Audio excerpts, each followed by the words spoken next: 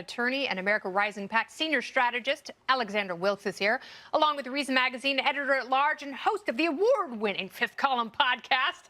There's an award somewhere. It's Matt Welch.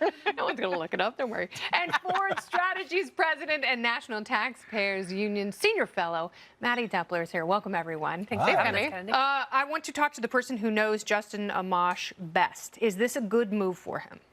I think so, because he's doing his job. I mean, that's the thing that the libertarians of all stripes, but particularly his little cohort of Rand Paul. When Rand Paul ran for president, he kept showing up for votes, too. They take their work on some basic level seriously. And even if you disagree with this conclusion, he's right in saying that, look, no one's read this thing, and everyone's acting. They're completely 180 degrees flipped from whatever they were with Bill Clinton on this. And it's embarrassing, and you should read it and take it seriously and take the legislative branch's, power struggle with the executive branch seriously. So in all of that, that's all perfectly a good move. It's interesting that Democrats right now are freaking out. They don't really know how to deal with the fact that it's a Republican who's making the best case for impeachment. And I would just do a little narrow shave of what he said. Mm-hmm.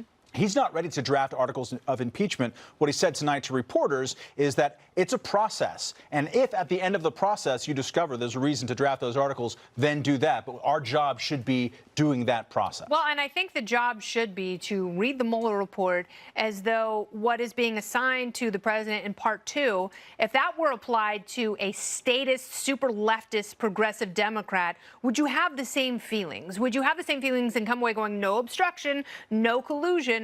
Or is this solely partisan based? Well, so I think it's important. And I'm talking about people's reactions to the report. I mean, impeachment is a political punishment that's meted out by our representatives. It's not some kind of criminal, judgment that's made by a neutral arbiter. It's made by our politicians. So Justin Amash, as one of these elected representatives, is making this judgment. And his judgment is one where I'm on the opposite side of it when it comes to obstruction. But within the legal community, there are a lot of people on the different sides. There are people who believe that a sitting president can or can't be indicted. There are people on... That is certainly true, and I almost wish that Robert Mueller had pressed that issue and charged him with something just so we could have that figured out for the future in the long run. So that wouldn't be a lingering question. Sure, I mean, but there is a legal, within the legal community itself, there are divisions on this particular issue.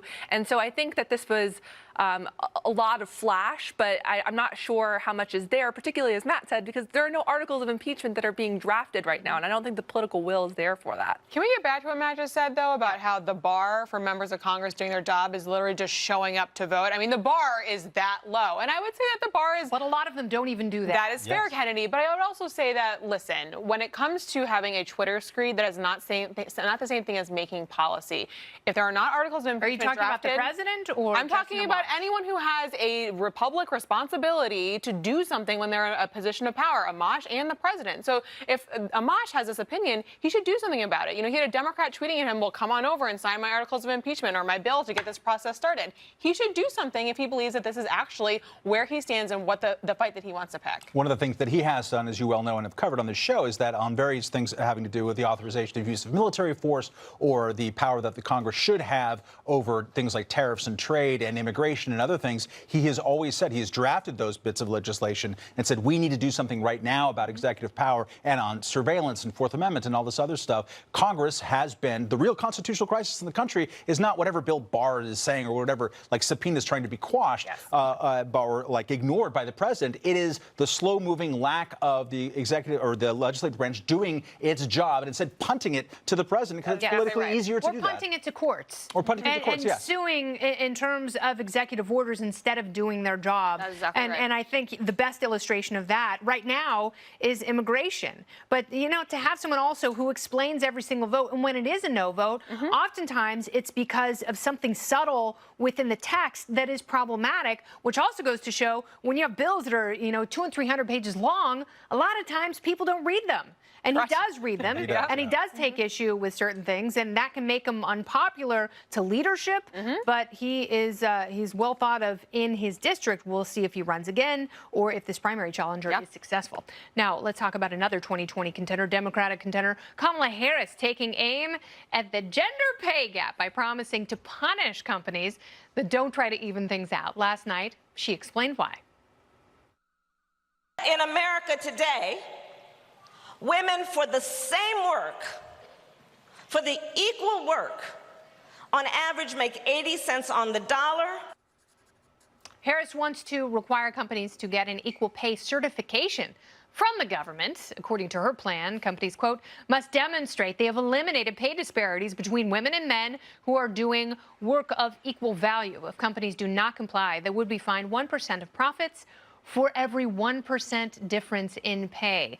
Is this the right way to take on the issue, Maddie? Oh my gosh. So there are enough challenges for women in the workforce without executing arbitrary standards that make sense only to politicians. And, you know, I would say that as someone who works in a space where there's a lot of men, I work in public policy in Washington, D.C., this is absolutely lunacy to me, because what you're doing is you're looking at a situation that is going to be rectified over time. And yes, companies have a responsibility to provide mentorship opportunities and to right these wrongs. But right now we're living really at a change in the composition of the workforce. Women for decades and decades have made different decisions about their work lives and about their education. That's beginning to change. Women have higher rates of education, higher rates of higher ed degrees. They're coming back into the workforce rather than staying at home and raising their children. But that doesn't mean that jettisons them to the executive suite right away. We need to do more to create those funnels and those pathways so that women are in a position where they can take on positions of leadership and not have government saying that 1% of pay is equal to whatever value you provide to the company. I don't even think she's done a cost-benefit analysis and really looked at these numbers and the impact they could have, say, on Hillary Clinton's corporation, where when she was a senator, women made 76 cents on the dollar to men. I mean, it's complete hypocrisy from the liberals. And I think that, you know, what infuriates me the most as a female is the way that the liberals' policies, and particularly in this respect, they infantilize women. They say that we're not strong enough to be able to fight for our own pay parity, that we need government to come in and do this for us. And I want to say, who is paying for the enforcement, the massive enforcement costs that you would need to intrude into the business of corporations out there that are trying to get, you know, in our current economy, that are creating jobs, that are growing wages?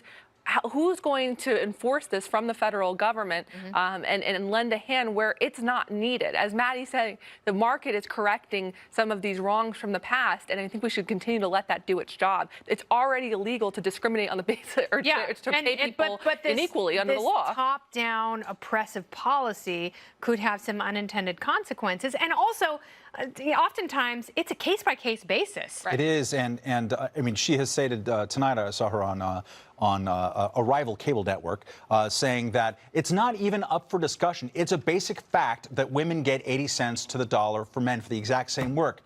That in itself is wrong. Exactly. It's not even close to being right. The National Bureau for Economic Research is not like some left-wing or right-wing, a ragbag kind of a organization. It's actually the best repository of econometrics, and they put the number closer around 96 and 97 cents based on workplace choices. When you factor in all the other issues. So the people who want to craft these policies are slinging BS about them, and that should be a first warning sign. I'll be the first to duck.